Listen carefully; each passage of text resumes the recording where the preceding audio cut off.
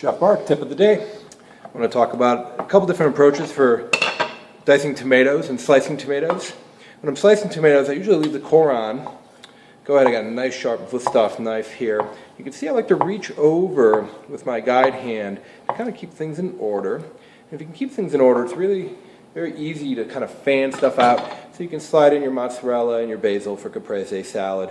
If I want to do some diced tomatoes, I just simply take a couple of these stacked. I can cut one direction, turn the stack, dice in the other direction. The end piece, it's really hard to get through the skin, so I always want to have that flesh side up, skin side down.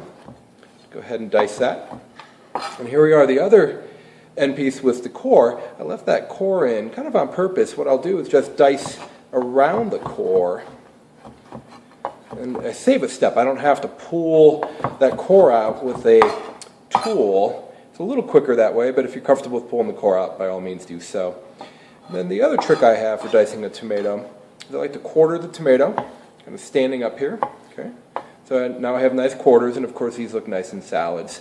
But if I wanted a really clean appearance for my diced tomato, what I can do is fillet the seed out, and at the same time I can grab the core at the end there. And then, once again, with the skin side down, flesh side up, go ahead, make a nice clean dice. This is great for things that are a little bit more sophisticated, or if you're serving your tomatoes raw. Chef Mark, tip of the day.